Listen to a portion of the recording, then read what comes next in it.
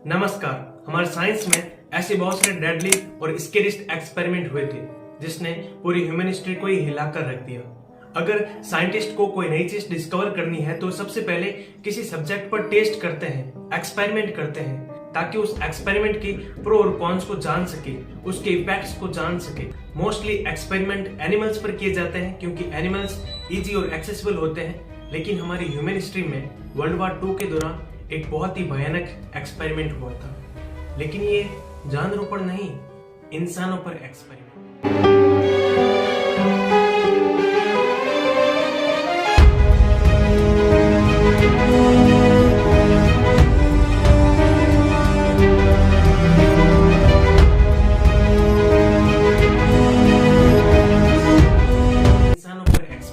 World war 2 में सबसे ज्यादा एक्सपेरिमेंट किए गए थे केमिकल्स वेपन्स बनाने के लिए, ताकि उन वेपन्स का इस्तेमाल वार में कर सके और अपनी इनेमी कंट्री को हरा सके। लेकिन रशिया ने जो एक्सपेरिमेंट किया उसे सुनकर आपके रोंगटे खड़े हो जाएंगे। वार का समय है। इमेजिन कीजिए कि कंट्री ए और कंट्री बी के सोल्जर आपस में लड़ रहे हैं, भयानक तरीके से एक दूसरे पर अटैक कर रहे हैं।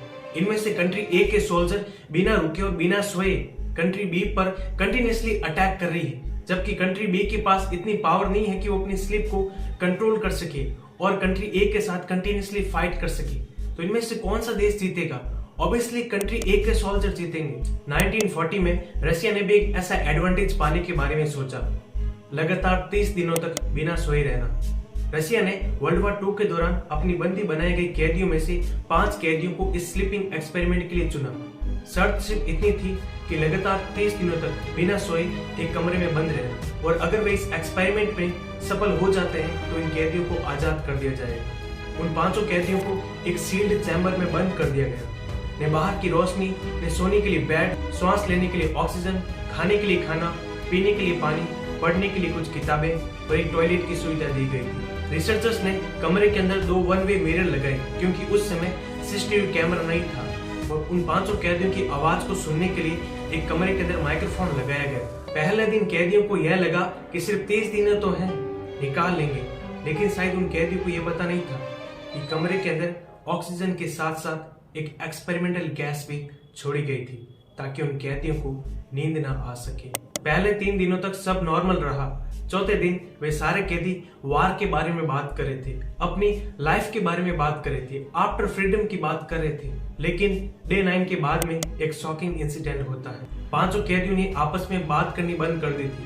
उनमें से एक कैदी अचानक उठकर इधर उधर दौड़ने लगा, जोर जोर से चिल्ला रहा था, इतनी जोर से चिल्ला रहा था कि उसके गले के वोकल कॉर्ड फट गए, और बाकी बचे 4 कैदी भी अपना मानसिक संतुलन खो रहे थे। उनमें से एक कैदी अचानक गुस्से में उठकर किताबों के कुछ पन्ने फाड़कर उस मिरर पर चिपका देता है ताकि रिसर्चर उनकी एक्टिविटी को न देख सके। सभी के सभी कैदी डरे हुए थे और रो रहे थे। लेकिन दोस्तों, ये सब चीजें नहीं सोने के कारण नहीं, बल्कि उस एक्सपेरिमेंटल गैस की वजह से हो रही थी।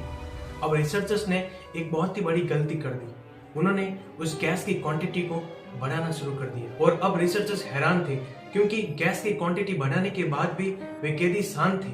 उन्होंने आपस में बात करनी बंद कर दी थी।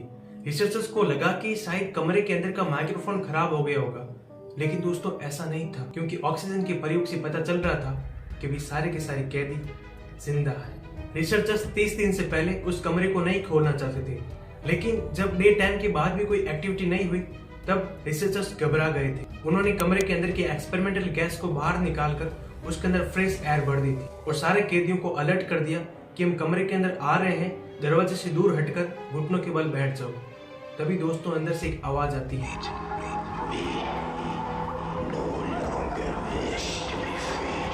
कि कमरे के अंदर मत आना और हम आजाद नहीं होना चाहते हैं। तो इसका मतलब क्या था दोस्तों?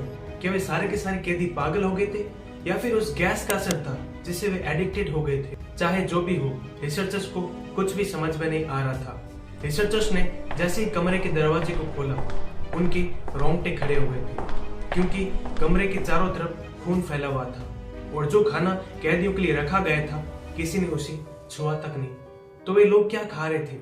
चारों कैदी एक दूसरे के बॉडी पार्ट खा रहे थे, और एक कैदी के गले का वोकल कॉर्ड निकला हुआ था, किडनियां बाहर फेंकी हुई थी, लंग्स बाहर फेंके हुए थे, जबकि चारों कैदी जिंदा थे और वे एक इंसानी भेड़िया बन गए थे क्योंकि वे ह्यूमन फ्लैश को खा रहे थे। इस घटना से रिसर्चर्स काफी डर गए थे और वे किसी भी हालत में कमरे के अंदर नहीं जाना चाहते थे। उन्होंने सोल्जर्स को कमरे के अंदर भेजा। जैसे ही सोल्जर्स कमरे के अंदर आते हैं, एक ने एक सोल्जर्स के गले को चीर दिया और दूसरा कैदी उसे खाने लगा एक भूखे भेड़िए की तरह। और उस समय उन 500 सोल्जर्स की डेथ हो गई थी और फाइनली चारों कैदी शांत हो गए और नीचे गिरकर लेट गए।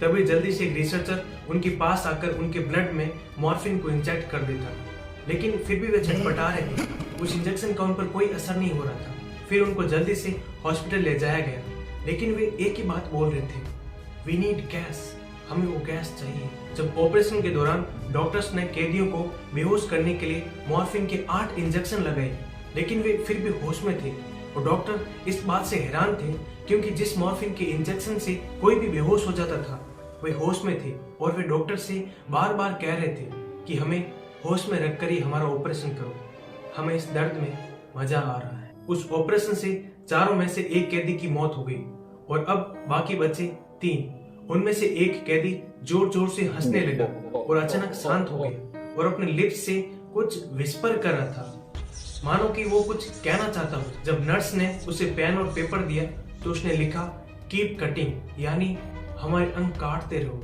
और दूसरे ने चिल्लाकर कहा आई वॉन्ट दैट गैस, मुझे वो गैस चाहिए। यह सब देखकर रिसर्चर्स काफी डर गए थे। वे इस एक्सपेरिमेंट को बीच में ही रोकना चाहते थे, लेकिन पीछे से चीफ कमांडर का आदेश था कि बाकी बचे तीनों कैदियों को उस कमरे में वापस बंद करो। अब उन तीनों कैदियों को वापस उस कमरे में बंद कर दिया गया और वापस उस एक्सपेरिमेंटल गैस को छोड़ दिया गया और उसके बाद से वे तीनों कैदी खुश दिखने लगे थे। लेकिन दोस्तों, उन कैदियों की खुशी जल्दी ही मौत में तब्दील हो गई। उन तीनों कैदियों में से 2 की अचानक मौत हो गई और यह सब देखते हुए एक रिसर्चर्स ने अपने सेल्फ कंट्रोल को खो दिया और इन सभी चीजों से परेशान होकर अपनी गन निकाली और उस कमांडिंग ऑफिसर को गोली मार दी और घबराते हुए उस कैदी से पूछा कि तुम आखिर कौन हो। और जो जवाब उस कैदी ने दिया वो बहुत ही भयानक था। उसने हंसते हुए कहा, मैं तुम्हारे अंदर की वो परछाई हूँ जिसे तुम कभी बाहर नहीं आने देती। मैं वो हूँ जिसे तुम्हें रात को डर लगता है। मैं तुम्हारे अंदर की वो बुराई हूँ जिसे तुम हमेशा दबाए हुए रखते हो। और यह सब सुनकर उस रिसर्चर्स ने उन दोनों रिसर्चर्स के साथ उस कैदी को गोली मारी और अंत में खुद को ही गोली मारकर उस एक्सपेरिमेंट के रहस्य को वहीं दफना दी। और आज तक ऐसा एक्सपेरिमेंट कभी भी वापस नहीं हुआ। और साल 2009 में इस एक्सपेरिमेंट की जानकारी क्रीपी पास्ता विकी नाम की एक वेबसाइट पर किसी अननोन अकाउंट से दुनिया के सामने लाई गई थी और साथ ही में नीचे लिखा गया था यह एक ऐसा रहस्य था जिसको रसिया ने पूरी दुनिया से छुपाया था। बट फ्रेंड्स, क्या दुनिया में सच में एक ऐसा भी केमिकल बना था जो इंसानों के व्यवहार को इतना ज्यादा प्रभावित कर सकता है कि वे एक दूसरे को ही खाने लगे जबकि उनके पास खाने के लिए खाना पड़ा था। जिस मॉर्फिन के इंजेक्शन से कोई भी बेहोश हो जाता है उन पर कोई असर नहीं हो रहा था। दोस्तों, क्या ये घटना उस अननोन राइटर की एक कल्पना मात्र थी जो हमें बताई गई थी, या फिर वो अननोन राइटर रसिया का ही हो और रशियन गवर्नमेंट से छुपकर इस घटना के बारे में पूरी दुनिया को बताया हो? जो भी हो दोस्तों, आज भी लोग इस खौफनाक एक्सपेरिमेंट की सच्चाई जानना चाहते हैं। तो ये थी आज की रशियन स्लीप एक्सपेरिमेंट की कहानी। इस एक्सपेरिमेंट के बारे में आपकी क्या राय है नीचे कमेंट में हमारे साथ जरूर शेयर कीजिए। ऐसे और वीडियोस देखने के लिए हमारे चैनल को सब्सक्राइब कर दीजिए। मिलते हैं अगले किसी और नए वीडियो के साथ।